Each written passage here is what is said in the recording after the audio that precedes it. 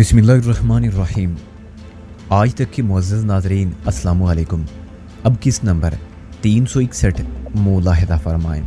मैं नहायत मुसरत के साथ एतराफ़ करता हूँ कि जेडी मलिक और फैसल को मेरे पैनल पर नमूना इबरत बनाया गया और मैंने ज़रा तौक़ुफ़ करके अपनी बात मुकम्मल कर दी। और तुम और तुम्हारा वो नया नवीला दोस्त चौधरी नवाज़िश और तुम्हारे आका सब के सब मेरी इसी यादगार सलूक का मज़ा चखोगे जल्द या बदेर। मैं तुम्हारी ज़िंदगियों को दर्दनाक अजाब के सपुर्द करने वाला हूँ। बोल लो, जितनी चाहो दिल की बुड़ास निकाल लो, क्योंकि तुम नहीं जानते इस पिंजरे में तुम्हारे साथ क्या सलूक होने वाला है। तुम्हें एक मखसूस किस्म की जांगिए मैं बिला वजह तो यहाँ नहीं बिठाया गया। आखिर को कोई मकसद तो होगा तुम्हारे दोनों हाथों को आईनी बंदिशों में जकड़ने का। क्या मकसद है तुम्हारा? बेसाख्ता मेरे मुंह से निकला और मैं अपने बरहना वजूद को देखने लगा। बस घबरा गए। शुएब गोरी की तंदिया नजर मुझे अपने पार होती हुई महसूस हुई। मैंने मुखलाकर पूछा, मुझे इस जिन्नाती पिंजरे में क्यों कैद किया गया है? इसलिए कि तुम भी किसी जिन से कम नहीं हो। वो ये कहते हुए अपनी कुर्सी से उठ गया, फिर पिंजरे के नजदीक आकर बोला, मेरे आका अपने साथ दो नहायत ही खतरनाक फाइटर्स भी लाए हैं। इस पिंजरे के अंदर तुम उनसे मुकाबला करोगे।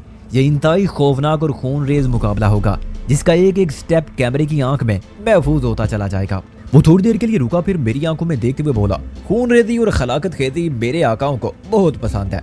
उन्होंने तो अपने स्पोर्ट्स में भी गैर इंसानी अवामल को शामिल कर लिया है।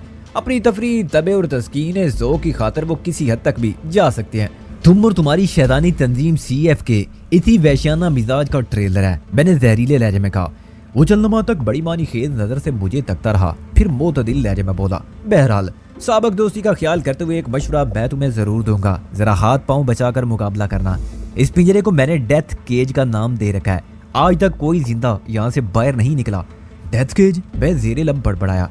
उसने कहा, मैंने तमाम जरूरी बातें तुमसे कर ली, अब दूसरे सेशन में मिलेंगे। फिर वो वापस जाने के लिए मुड़ा। मैं उससे बहुत कुछ कहना चाहता था लेकिन मैंने कुछ भी ना कहा। मेरी खफगी अमेज और नफरत अंगेज निगाह शुएब गोरी की पुष्ट पर जमकर रह गई। वो मेरी नजर में एक ऐसा बुज़दिल हरीफ साबित हुआ था जो ऐन मैदान जंग में पीठ दिखाकर जा रहा था। मैंने दांत कुचकुचाए और आंखें बंद कर ली। मेरी तमाम तर तवज्जो अपने हाथों पर मरकूज थी। दोनों हाथों की पुष्ट पर आहनी हथकड़ी में इस तरह फिट किया गया था कि मैं उन्हें हरकत देने के काबिल नहीं रहा था। मैं अपनी इसी कोशिश के बावजूद भी उस आहनी बंदिश से निजात हासिल नहीं कर सकता था, वरना एक मरतबा पहले 20 किस्म की सूरत से गुजरा था और मैंने जिस्म की मखसूस जुम्बशों को काम में लाकर हथकड़ी को गैर मौसर बना दिया था। उल्टी हथकड़ी सीरी में बदल गई थी। ये उन दिनों का वाक़या है जब मैं जमीनी रास्ते से पाकिस्तान में दाखिल हो रहा था और थरपारकर में कदम रखते ही हमें पे दर पे मुश्किलात से वास्ता पड़ गया था। ये हथकड़ी बड़ी मुख्तलिफ और पेचीदा किस्म की थी। मैं जिम्नास्टिक की टेक्निक्स के तफैल से छुटकारा नहीं पा सकता था। चुनांचे मैंने जी की कुव्वत को आजमाने का फैसला किया और आंखें बंद करके अपनी तवज्जो बंधे हुए हाथों पर मरकूज कर दी। इस आईनी गिरफ्त से जल्द अज जल्द आज़ादी हासिल करना बहुत ज़रूरी था। शुएब से होने वाली तवील गुफ्तगू ने मुझे गहरी तशवीश में मुबतला कर दिया। मैं हाथ पर हाथ बंधवाए 24 स्टूल पर बैठा नहीं रह सकता था। अब मेरा मुकाबला किसी इलाकाई बदमाश से नहीं था, बल्कि शुएब की फराहम करदा मालूमात के मुताबिक इस दुनिया के सबसे बड़ा गुंडा मेरे मद्दे मुकाबिल आन खड़ा हुआ था। शुएब जैसे मुल्क दुश्मन और जमीन फरोश लोगों के लिए वो अर्जी खुदा से कम नहीं था, लेकिन मेरी निगाह में वो जुल्म और बर्बरियत की अलामत था। और मैंने जिंदगी भर जालिम के खिलाफ मजलूम का साथ दिया था। मैं इस वक्त तसव्वुर की नजर से हथकड़ी के लाख को देख रहा था। मुझे चाहिए कि पुरस्रार खुफिया कुव्वत को इस लाख तक पहुंचाना था। पिंजरे के लाख से निमटने का मरहला बाद में आता और ये सारी कार्रवाई शुएब की वापसी से पहले करना थी। उसने दूसरे सेशन में मुलाकात की नवीज सुनाई थी और वक्त का कोई जिक्र नहीं किया था। वो 5 मिनट बाद भी वापस आ सकता था और इस आमद में 15-20 मिनट भी लग सकते थे। आने वाले हालात की संगीनी और खलाकत खेती मुझे इस पिंजरे से जल्द अज जल्द निकलने पर मजबूर कर रही थी। मैंने टारगेट को ज़हन में बिठाने के बाद अपने ध्यान को नाव के मुकाम की समत मुंतकिल किया। ची की पोशीदा कुव्वत का मस्कन नाव के अकब में रीढ़ की हड्डी के नजदीक था। मैं इस कुव्वत को पहले भी कई बार इस्तेमाल कर चुका था, इसलिए मुझे अच्छी खासी प्रैक्टिस हो गई थी। जल्दी मख्फी तवानाई के इस सगीरे से मेरा तसव्वुराती राब्ता हो गया। मैंने इस बेशबहा खजाने में से थोड़ी सी तवानाई चुराई और उसे अपने ख्याल की मुट्ठी में भरकर जिस्म के अंदर ही अंदर चलाते हुए कंधों तक ले आया। फिर ये पूरी इसरार नादीदा कुव्वत दोनों बाजुओं में सफर करती हुई बड़ी तेजी से हाथों में पहुंच गई। ये सारा अमल तसव्वुर के बल बूते पर इंजाम पा रहा था और इसकी तकमील में सेकंड के हिस्से इस्तेमाल हो रहे थे। तसव्वुर की कार फरमाई इतनी जुद असर, तेज रफ्तार और तीर बहदफ होती है क्योंकि तीसरी आंख बराह रास्त इसकी निगरानी कर रही होती है। इस अमल को समझने के लिए गौर व फिक्र की जरूरत है। हथकड़ी के सबब मेरी दोनों कलाइयां एक दूसरे में बहम पैवुस थीं, लिहाजा बाजू से गुजरकर वहां पहुंचने वाली कुव्वत कलाइयों के जोड़ों पर यकजा हो गई। उसी लम्हे मैंने ची का स्टीयरिंग हथकड़ी के लाख की जानिब घुमा दिया। एक हल्की सी खटाक उभरी और मेरे दोनों हाथ आजाद हो गए। मैंने खुशी खुशी अपनी दोनों कलाइयों को सहलाया और बेसाख्ता मेरी निगाह पिंजरे के फर्श पर पड़ी हथकड़ी पर जा टिकी। मैंने अकार से उस शिकस्त खुर्दा आहनी गिरफ्त को देखा और एक कदम के साथ पिंजरे के दरवाजे की जानिब बढ़ गया। फिर इससे पहले कि मैं पिंजरे के लाक को अपने तस्वुर का टारगेट बनाता, मुझे पूरी तरह चौंक जाना पड़ा। हाल के दोनों दरवाजे यक ब यक खुल गए। अगर दरवाजे खुले थे तो इसका यही मतलब था, अब दूसरा सेशन शुरू होने वाला था, खून रेज मार के का सेशन। मुझे इस बात का सख्त अफसोस हुआ कि पिंजरे का लाक टूटने से पहले ही दूसरा सेशन शुरू हो गया था। अगर मैं पिंजरे से बाहर निकल चुका होता तो सूरत हाल बहुत मुख्तलिफ होती। ये बात नहीं कि मैं किसी खतरनाक मुकाबले से घबरा रहा था, बल्कि हकीकत ये थी कि जब से मुझे पता चला था मैं यहूदियों के मद्दे मुकाबिल आ गया हूँ, मेरे सोचने के ज़ाविये में थोड़ी तब्दीली आ गई थी। यहूदियों की अय्यारी और मक्कारी सदियों से मुसल्लम है। ये मुख्तलिफ किस्म के नाटक का एहतमाम करके अपने मरीजों बल्कि शिकारों को उलझाते हैं, उन्हें हालात की संगीनी से बेध्यान कर देते हैं और इसी बेपरवाही की कैफियत में वो अपने दुश्मन पर वार कर देते हैं। मगर अब क्या हो सकता था, कोई भी सरगर्मी दिखाने का वक्त गुजर चुका था। मैंने चौकन्ना नजर खाल के दरवाजों की तरफ मबजूल कर दी। एक दरवाजे में पहले 2 मुसल्ला गार्ड नमूदार हुए। ये वही दरवाजा था जो शोएब घोरी ने थोड़ी देर पहले अपनी आमदोशुद के लिए इस्तेमाल किया था। दोनों गार्ड खाल के अंदर दाखिल होने के बाद सीधे डेथ केज की जानिब बढ़े और केज के दाएं बाएं मुझ पर गन्स तान कर खड़े हो गए। ये समझने में मुझे एक लम्हे की ताखीर ना हुई कि उन्हें हिफ्से मां तकद्दम के तौर पर भेजा गया था, ताकि मैं किसी किस्म की मुहिम जोई का ख्याल दिल में ना लाऊं। एक बात से मुझे बेहद खुशी हुई कि शोएब घोरी एंड कंपनी के दिलों पर मेरी भरपूर दहशत सवार थी। पिंजरे के फर्श पर चित पड़ी हथकड़ी मुसल्ला गार्ड की निगाहों से पोशीदा ना रह सकी। उन्होंने बैक वक्त चौंकी हुई नजरों से मेरे आजाद हाथों को देखा, फिर उनके चेहरे गहरी तशवीश में डूब गए। मैंने तंदिया अंदाज में जेरे लब मुस्कुराने पर इक्तफा किया। मुमकिन था वो मेरी इस जिसारत पर कोई एक्शन लेते कि खाल में दीगर अफराद की आमद शुरू होगी। शोएब घोरी किसी से बातें करते हुए दूसरे दरवाजे से खाल में दाखिल हुआ। जल्दी मुझे उसके मुखातिब का चेहरा भी नजर आ गया और मैं उस चेहरे को देखकर वाकईतन चौंक उठा। वो कोई और नहीं बल्कि अरबपति बिजनेसमैन यहूदी उल नस्ल अंग्रेज नील आर्मर था। हॉलीवुड के अदाकार माइकल से मुशाबा उस यहूदी को मैं हजारों लाखों चेहरों में बखूबी पहचान सकता था। मेरी मालूमात के मुताबिक वो गोल्ड अकाउंट बैंक का मालिक था और एक डायमंड एक्सपोर्ट कंपनी का रूह रवां था। रखवाली के मतरूक कुएं से बरामद होने वाला बेश कीमत सोना नील आर्मर के कब्जे में चला गया था और ये सब कुछ शोएब घोरी के तफैल हुआ था। नील आर्मर के यकम में उसकी तरह दार सेक्रेटरी शीबा भी नमूदार हुई। फिर वो दोनों शोएब की मुय्यत में चलते हुए नीम बेदवी चबूतरे पर रखी 3 आलीशान कुर्सियों की जानिब बढ़ गए। शीबा को मैंने एक मरतबा पहले कराची एयरपोर्ट की इमारत से निकलते देखा था। वो इंतहाई पुरकशिश और ग्रेसफुल औरत थी। यहूदी औरतें आमतौर पर खूबसूरत और दिलकश होती हैं। शीबा 1000 यहूदियों के मुकाबले हुसैन में पहली पोजीशन हासिल करने की हकदार थी। शोएब घोरी एक यहूदी और एक यहूदन के दरमियान बराजमान हो चुका तो पहले वाले दरवाजे से 2 और अफराद हाल में दाखिल हुए। वो दोनों अपनी ढाल चाल और स्टाइल से फाइटर्स नजर आते थे। शोएब घोरी ने शायद इन्हीं खतरनाक फाइटर्स का जिक्र किया था। एक फाइटर के हाथ में मुझे एक कुत्ते की जंजीर नजर आई। वो गली मोहल्ले वाला एक देसी कुत्ता था और बड़ी फर्मा बरदारी से उस शख्स के साथ चल रहा था। कुत्ता बरदार फाइटर अपने हुलिये और खदो खाल से मगरबी दिखाई देता था, जबकि दूसरे के खालो खत और पहनावे में चीनी रंग गालिब था। दोनों फाइटर्स स्टेज पर विराजमान अफराद के दाएं बाएं खड़े हो गए तो गार्ड ने शोएब घोरी का इशारा पाकर हाल के दरवाजों को बंद कर दिया और एक एक दरवाजे पर पोजीशन संभाल कर पहरा देने वाले अंदाज में इस्तादा हो गए। मैं तकीज के अंदर खामोश खड़ा एक एक का चेहरा बागौर जायजा लेने लगा। नील आर्मर खासा संजीदा नजर आ रहा था। शोएब ने अपने अमरीकी आकाओं की आमद का जिक्र किया था, लेकिन मैं जानता था नील आर्मर अंग्रेज बहादुर के मुल्क इंग्लैंड से ताल्लुक रखता था। अलबत्ता वो यहूदी जरूर था। पहले सेशन में शोएब घोरी ने मुझसे जितनी भी गुफ्तगू की उसमें से बहुत सी बातें मेरे ज़हन को उलझा रही थी। सरेफहरिस्त मामला अमरीकियों का मुझ में और साहिल में दिलचस्पी लेने का था और दिलचस्पी भी ऐसी गहरी कि हमें ले जाने के लिए एक चार्टर्ड तैयारा भी भेज दिया गया था। अगर ऐसी बात थी तो फिर इस केज वाली ड्रामेबाजी की क्या जरूरत थी। वो लोग अपने मिशन को चश्मे ज़दन में तकमील तक पहुंचाने के आदी होते हैं। मेरी गिरफ्तारी के बाद उन्हें लम्हा भर यहाँ नहीं रुकना चाहिए था, जैसा कि एमल कासी के सिलसिले में वाकया पेश आया था। मुझे तो इस ड्रामे के पीछे कोई और ही कहानी नजर आ रही थी। ये वाकया अगरचे मेरी समझ में फिट नहीं बैठ रहा था, तब मैं शोएब की बात पर एतबार करने पर मजबूर था। फिलहाल मेरे पास ऐसा कोई तरीका नहीं था कि उसके कहे हुए की सदाकत को परख सकूं। यह भी मुमकिन था उसने सरासर दरोग गोई से काम लिया हो और असल मामला कुछ और ही हो। आने वाला वक्त और पेश आमदा हालात ही हकीकत के चेहरे पर पड़े नकाब को उठा सकते थे। शोएब घोरी अपनी सीट से उठा और चबूतरे से नीचे उतर आया और फिर वो पिंजरे के फर्श पर पड़ी हथकड़ी की जानिब इशारा करते हुए बोला, मुझे उम्मीद थी तुम कोई ना कोई हरकत जरूर करोगे। क्या तुमने पिंजरे के दरवाजे पर तबे आजमाई नहीं की? मैं खामोशी से उसे घूर कर रह गया। उसने बिल्कुल वेस्टर्न स्टाइल में कंधे उचकाए और कहा, बहरहाल मैं नहीं जानता तुमने इस हथकड़ी को कैसे खोला, लेकिन तुम्हारी इस कार्रवाई का कोई फायदा नहीं। वक्त अपनी मखसूस रफ्तार से आगे बढ़ रहा है। मैंने नील आर्मर की जानिब उंगली उठाई और तंजिया भरे लहजे में इस्तफसार किया, क्या तुमने अपने इसी यहूदी आका का जिक्र किया था? नील आर्मर अपने किसी और तारुफ के हवाले से मेरी यादाश्त की चंद लाइनें घेरे बैठा था। ये तो मेरा दोस्त है, शोएब ने मेरे सवाल का जवाब देते हुए कहा। तुम इसे मेरे बड़ों का नुमाइंदा समझ लो। आला हुकाम तो दूसरे कमरे में बैठे हैं और यहाँ की कार्रवाई को बड़ी दिलचस्पी से देख रहे हैं। इस हाल में होने वाली एक एक हरकत को मॉनिटर किया जा रहा है। इस हाल में स्टिल या मूवी कैमरा दिखाई नहीं दे रहा था। इसका यही मतलब था कि रिकॉर्डिंग और शूटिंग नहायत ही खुफिया तरीके से की जा रही थी, जैसा कि आईना खाने में की गई थी। शोएब गौरी ने इस बंगले में हैरत अंगेज इंतजामात कर रखे थे। शोएब गौरी ने बंगले के किसी दूसरे कमरे में अमरीकियों की मौजूदगी का जिक्र करके मेरे तन बदन में सनसनी दौड़ा दी थी। अगर मुझे इस आहनी पिंजरे से बाहर निकलने का मौका मिल जाता तो मैं उन अमरीकियों से दो दो हाथ निमट लेता। मेरी जान तमन्ना, साहिल और जान निसार सद्दफ भी इसी बंगले के किसी गोशे में कैद थी। उन तक रसाई हासिल करने के लिए मैं 2-4 हजार दुश्मनों को मौत के घाट भी उतार सकता था। तकदीर ने हालात की बिसात पर बड़ी चाबकदस्ती से मोरे सजाए थे। शोएब गौरी ने कुत्ता बरदार फाइटर को एक मखसूस इशारा किया। वो सवारा कुत्ते की जंजीर थामे 2 कदम आगे बढ़ आया। शोएब ने उसका तारुफ करवाते हुए मुझसे कहा, वैदान, आज तुम्हारे मार्शल आर्ट्स पर कड़ी आजमाइश का दिन है। ये डेविड है। उसने सख्त बरदार फाइटर की जानिब इशारा किया। इसका ताल्लुक अमेरिका से है। अभी चंद माह पहले इसने स्टेट चैंपियनशिप जीती है। डेविड तुम्हारी हड्डियों का सुरमा बना देगा।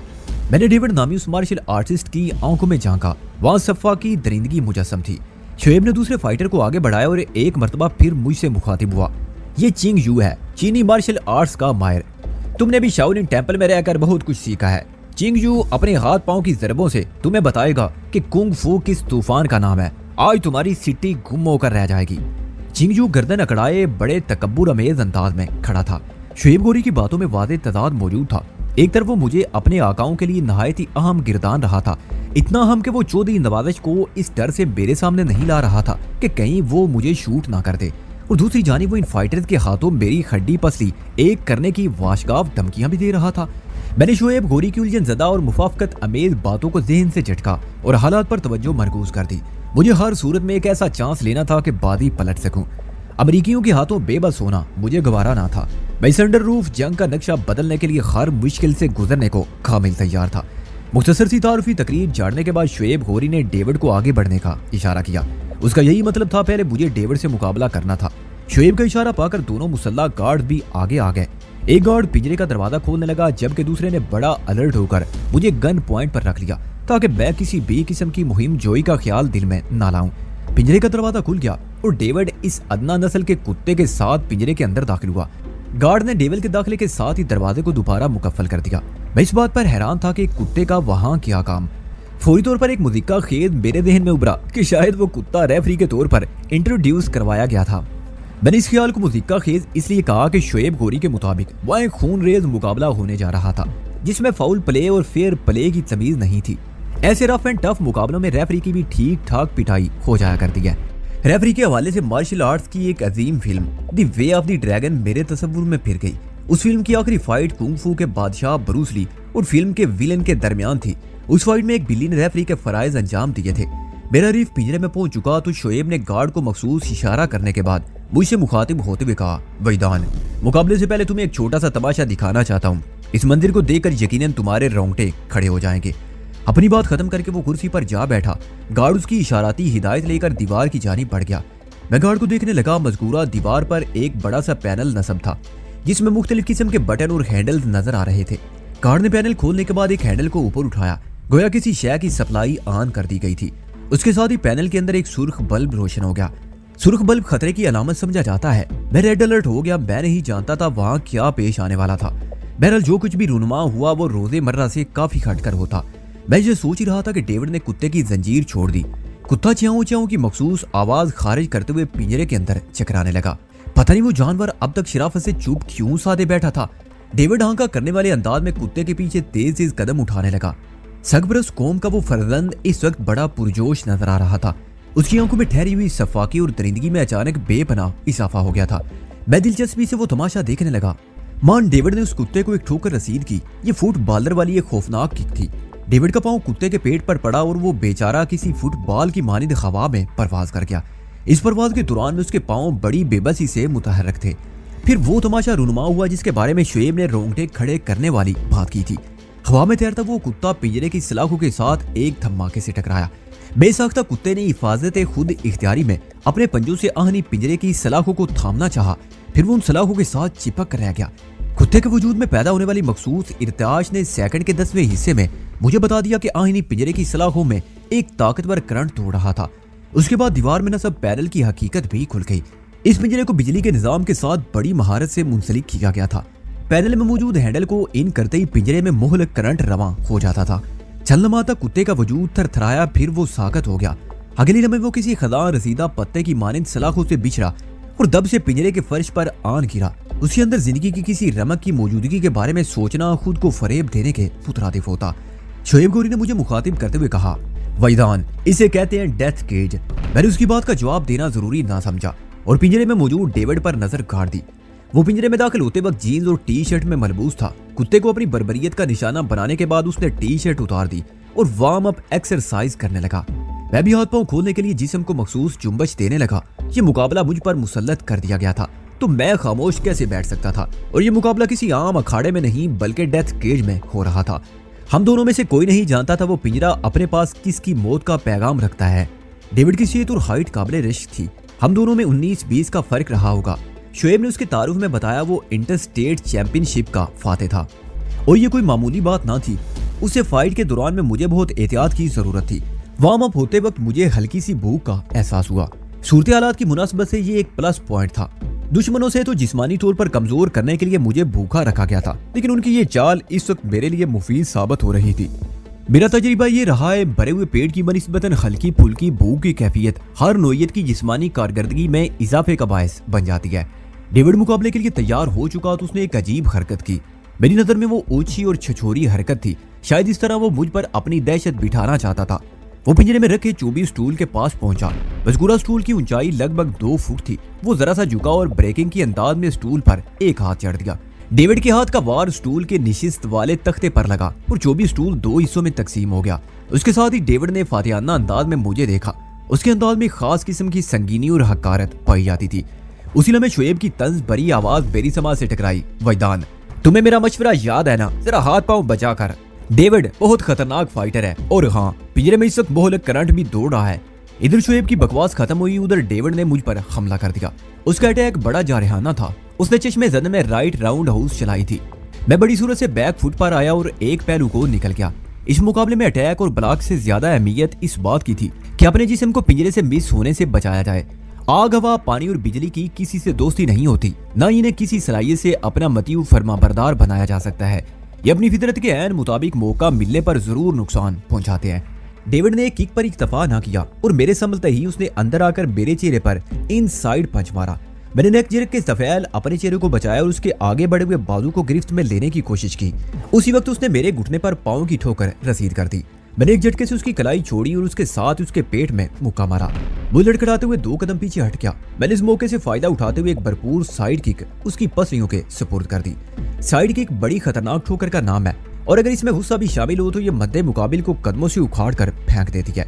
डेविड के लिए मेरे दिल में खैर और भलाई के जज्बात नहीं थे, लिहाजा वो साइड किक खाने के बाद दूर तक लुढ़कता चला गया। फिर उसी गैर इरादी रूलिंग के दौरान में वो अचानक उठकर अपने कदमों पर खड़ा हो गया। डेविड की खुशकिस्मती थी कि वो पिंजरा खासा वसी और अरीज था, वरना इस वक्त उसका वजूद किसी आहनी सलाह को सलामी पेश कर चुका होता। इस मिलन के बाद जो कुछ होता उसके लिए कुत्ते की एक मिसाल काफी थी। डेविड उठकर खड़ा हुआ तो उसके तेवर की खतरनाकी बढ़ चुकी थी। इंटरस्टेट चैंपियन तो मुझसे हाथ खाने की तवक्को नहीं कर रहा था। वो बड़े मोहतात अंदाज में मेरे करीब पहुंचा और एक महफूज स्टांस बनाकर खड़ा हो गया। मार्शल आर्ट्स के मुकाबलों में अगर आप अपने हरीफ का स्टांस तोड़ने में कामयाबी हासिल कर ले तो ये निस्फ फतेह के बराबर होता है। आपको हरीफ पर नफसियाती सबकत हासिल हो जाती है। डेविड टी स्टांस पर बॉक्सिंग स्टाइल बनाए खड़ा था। मैंने छेड़छाड़ की गर्ज से उसके फ्रंट पंच पर एक जरक किक मारी। उसने पंच खोलकर हथेली से मेरी किक बला की और बैक फ्रंट पर जाते हुए एक व्हील किक चला दी। उसकी किक मेरे कंधों पर लगी और मैं एक झटके के अंदाज में लड़खड़ा कर 2 कदम आगे चला गया। उसी वक्त डेविड ने मेरे झुके हुए सर पर एक क्रॉस किक मारना चाहिए, लेकिन मैं उसकी कमर की हरकत से उसके अज़ाइम को भांप चुका था। एक लम्हा जाया किए बगैर मैंने बैक फ्लिप लगाई और उसकी किक की रेंज से निकल गया। वो घूरकर मुझे देखते हुए अपने पंजों पर उछलने लगा। मैंने फ्रंट स्प्रिंग लगाया और उसके सामने जमकर खड़ा हो गया। डेविड मुझ पर ताबड़तोड़ हमले करने लगा। उसने पंच का डाई दिया, मैं एक कदम पीछे गया तो उसने फ्रंट हुक किक मेरी ठोड़ी पर मारने की कोशिश की। मैं एक झटके से नीचे बैठा और बैक स्वीप घुमा दी। डेविड की एक टांग हवा में उठी हुई थी। बैक स्वीप ने उसे जमीन चाटने पर मजबूर कर दिया। मैं उसे एक कदम के फासले पर नीचे जंपिंग करने लगा। वो शर्मिंदा सी सूरत लेकर उठा और जैसे ही सीधा हुआ मैंने बिल्ली की आवाज खारिज करते हुए उसकी नाक पर पंच मार दिया। डेविड की नाक खून उगलने लगी। इस दर्दनाक चोट ने उसे वैसी बना दिया। उसने नाक से निकलने वाले खून को हथेली की पुष्ट से साफ किया, फिर आलूदा हाथ को मुंह के नजदीक ले गया।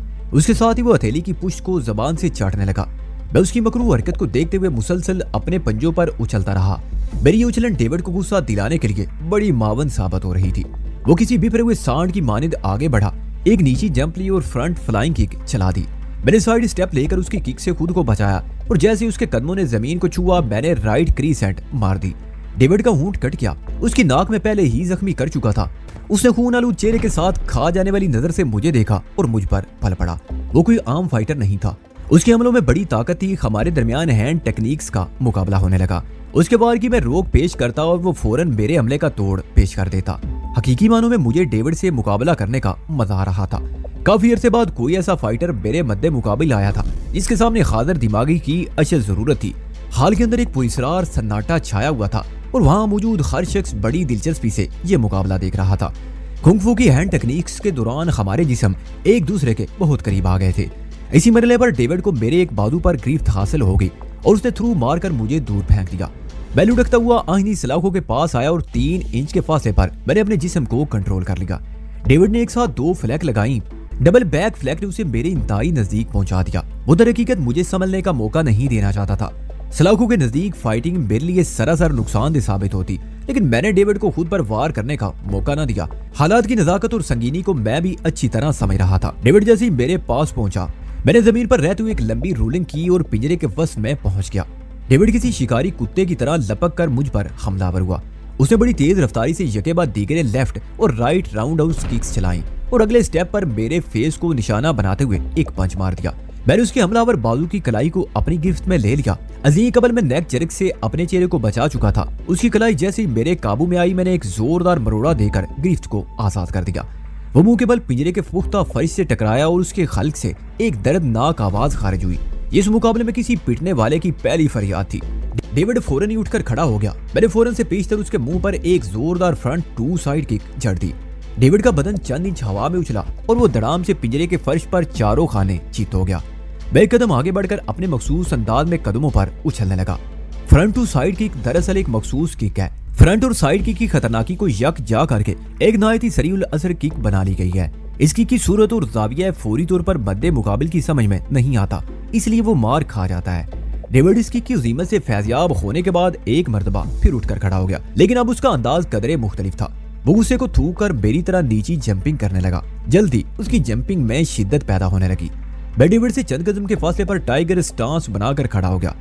हर गुजरते लम्हे के साथ इस जंपिंग की बुलंदी में इजाफा हो रहा था। इस पिंजरे की बुलंदी लगभग 15 फुट थी और ये हाइट डेविड ने अपनी यादाश्त में महफूज कर रखी थी, वरना वो कब का अपने इबरतनाक अंजाम को पहुंच चुका होता। वो 12-13 फुट से ज्यादा ऊंचा नहीं उछल रहा था। फिर उसकी जंपिंग में समर साल्ट भी शामिल हो गए, कभी फ्रंट समर साल्ट और कभी बैक समर साल्ट और कभी डबल समर साल्ट। वो एक माहिर जिम्नास्ट की तरह ट्रैम्पोलिन कर रहा था। फर्क सिर्फ इतना था कि ट्रैम्पोलिन में तने हुए किसी कपड़े पर या नेट पर जिम्नास्टिक के करतब दिखाए जाते हैं और डेविड पिंजरे के पुख्ता फर्श पर अपने फन का मुजाहरा कर रहा था, इसलिए उसके कमालात में वो हुस्न देखने को नहीं मिल रहा था जो ट्रैम्पोलिन का खासा है। इस सिलसिले में यलगारिया की गलीना और जर्मनी की टीना का जवाब नहीं। चंद नमाज के बाद डेविड ने जिम्नास्टिक की करतबबाजी मौकूफ कर दी और अपने कदमों पर ठहर कर कांपने लगा। उसका पूरा बदन पसीने से शराबोर था। अगर उसने ये मुशक्कत मुझे मुतासर करने के लिए उठाई थी तो मैं वाकई उसके फन से मुतासर हुआ था, लेकिन इसका ये मतलब नहीं था कि खराजे तहसीन के तौर पर मैं उसकी मदासराही शुरू कर देता। डेविड जैसी फर्श पर ठहरा मैंने हवा में परवाज करते और येल करते हुए उसके सीने पर एक फ्रंट फ्लाइंग किक मारी। वो इस बुरी तरह हंपा हुआ था कि अपना दिफा न कर सका। बलाकिंग के लिए उठने वाले हाथ हवा में मुअल्लक रह गए और वो मेरी जोरदार किक खाकर लड़खड़ाते हुए पीछे गया। मैं तेजी से आगे बढ़ा और उसकी लड़खड़ाहट का फायदा उठाते हुए ताबड़तोड़ हमले करने लगा। मेरे पंचेस और किक्स ने उसके पूरे वजूद की मालिश कर दी। इस मारामारी के दौरान में वो कदरे संभला और उसने मेरे दोनों हाथों पर अपनी गिरफ्त हासिल कर ली। हम एक दूसरे के रूबरू खड़े थे और उसने मेरे दोनों हाथ अपने हाथों में थाम रखे थे। हमारे दरमियान इतना फासला था जितना पंजा आजमाई करने वालों के माबैन होता है। अचानक उसने मेरे हाथों को कलाइयों पर मरोड़ना शुरू कर दिया। मैंने बड़ी शुरू से बैक समरसॉल्ट वाले अंदाज में उछलते हुए बॉडी को रोल किया। दूसरे लम्हे मेरे दोनों पांवों की खौफनाक झिरक उसके चेहरे पर पड़ी। वो तकलीफ की शिद्दत से बिलबिलाया और मेरे हाथ आजाद कर दिए। मैं बैक समरसॉल्ट की तकमील के बाद अपने कदमों पर खड़ा हो गया। डेविड दोनों हाथों से अपना चेहरा थामे पीछे हट रहा था। मेरे दोनों पांवों की यकलख ठोकर ने उसका उलिया बिगाड़ कर रख दिया। उसकी नाक और होंठ को मैं पहले ही बुरी तरह जख्मी कर चुका था। इस मरहले पर मैं उसे कोई चांस देने को तैयार ना था। वह जारियाना अंदाज में आगे बढ़ा और उसे अपने निशाने पर रख लिया। मैंने डबल राउंड हाउस और व्हील किक्स का कॉम्बिनेशन मुकम्मल किया तो वो अपना दिफा करते हुए आहनी सलाखों के करीब पहुंच चुका था। अगर मैं उसे एक भरपूर साइड किक टिका देता तो वो करंट ज्यादा सलाखों से जा टकरा था। उसने शायद मेरी सोच पढ़ ली या फिर उसकी छठी इसने उसे मेरे इरादे से आगाह कर दिया। वो तेजी से पलटा और जाविया बदलते हुए एक मर्तबा फिर जिम्नास्टिक के कमालात दिखाने लगा। मैंने घूमकर उसे देखा तो वो टैम्बलिंग करते हुए मुझसे दूर निकल रहा था। टैम्बलिंग जिम्नास्टिक का एक खतरनाक शोबा है। इसमें हाथ और सर का इस्तेमाल किए बगैर मखसूस पांव के पंजों के सहारे मुसलसल एक सेध में समरसॉल्ट लगाना होते हैं। ये बहुत ही खूबसूरत फॉर्मेशन होती है। यूं महसूस होता है कोई जिम्नास्ट टैम्बलिंग ना कर रहा हो बल्कि इंसानी बदन फुटबॉल बनाकर एक लाइन में टैंग। यूं महसूस होता है कोई जिम्नास्ट टिबलिंग ना कर रहा हो बल्कि इंसानी बदन फुटबॉल बनाकर एक लाइन में टिपिंग करता चला जा रहा हो। डेविड के फन का मुजाहरा थमा तो वो इस स्टूल के करीब पहुंच गया। इसे मुकाबले के आगाज में उसने दो लख्त कर दिया था। डेविड ने स्टूल का एक हिस्सा उठा लिया और बड़े खौफनाक अंदाज में मेरी जानी बढ़ा। अमरीकी सपूत ने बिलाकर अपनी नस्ली रवश का मुजाहरा शुरू कर दिया था। यह मुमकिन ही नहीं था कि कोई यहूदी और मक्कारी और बेईमानी से छू कर ना गुजरी हो। इस कौम ने तो अपने पैगंबर को भी बहुत सताया था। अयारी और अहद शिकनी इनके खमीर में रची हुई थी। स्टूल का निस्फ हिस्सा किसी हथियार की मानी डेविड के हाथ में सजा था और वो बड़े खूनख्वार अंदाज में मेरी जानी बढ़ रहा था। उसका चेहरा लहूलुहान था और उसका ये अशर मेरे हाथ पांव का किया जा रहा था। वो मेरे नजदीक आया और मेरे सर को निशाना बनाने की कोशिश की।